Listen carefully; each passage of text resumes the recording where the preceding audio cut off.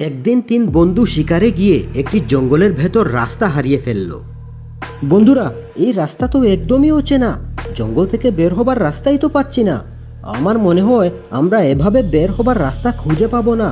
আমি বলি কি, আমাদের তিনজনকে এবার একসাথে না গিয়ে আমাদেরকে আলাদা আলাদা ভাবে যাওয়া উচিত। তাতে করে রাস্তা খুঁজে বের করা আমাদের জন্য সহজ হবে। তুই ঠিক বলেছিস বন্ধু, তাহলে চল এবার আমরা তিনজন তিন দিক দিয়ে যাই। অনেকটা পথই তো পেরিয়ে এসেছি, কিন্তু বের হবার রাস্তা তো খুঁজে পেলাম না। জানি না আদৌ বের হবার রাস্তা খুঁজে পাবো কিনা। ওই তো একজন সন্ন্যাসী বাবাকে দেখতে পাচ্ছি, ওনাকে গিয়ে জিজ্ঞেস করি।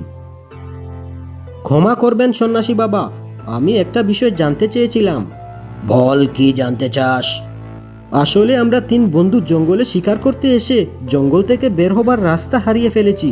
দয়া করে বলবেন কি, জঙ্গল থেকে বের হবার রাস্তাটা কোন দিকে? এটা তো আমি ঠিক বলতে পারবো না, তবে আমি তোমাকে একটা জিনিস দিতে পারি। এই জিনিসটা তোমার অনেক কাজে আসবে। আরে বাহ, এটা তো খুব সুন্দর একটা আংটি। এই আংটি কিন্তু যেই সেই আংটি নয়। এই আংটি তুমি হাতে নিয়ে যা চাইবে, এই আংটি তোমাকে তাই দেবে।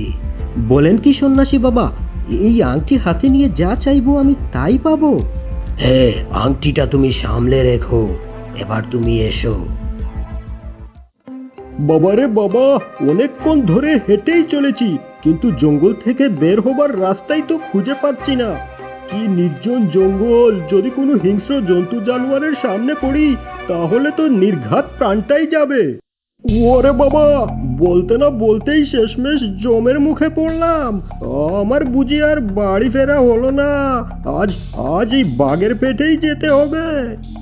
ভয় নেই বাচ্চা, আমি তোমাকে খাবো না। তুমি বাঘ হয়ে মানুষের মতো কথা বলতে পারো? আসলে কে তুমি? আমার পরিচয় নাই দিলাম, এবার বলো কে তুমি, আর এই গভীর জঙ্গলে কি করছো? আসলে আমরা তিন বন্ধু শিকারের উদ্দেশ্যে এই জঙ্গলে এসেছিলাম, কিন্তু আমরা জঙ্গল থেকে বের হবার রাস্তাটা হারিয়ে ফেলেছি। এই জঙ্গলের রাস্তা হারিয়ে ফেললে তা খুঁজে পাওয়া খুবই মুশকিল। এই জঙ্গলে সহজে ঢোকা যায়, কিন্তু সহজে বের হওয়া যায় না।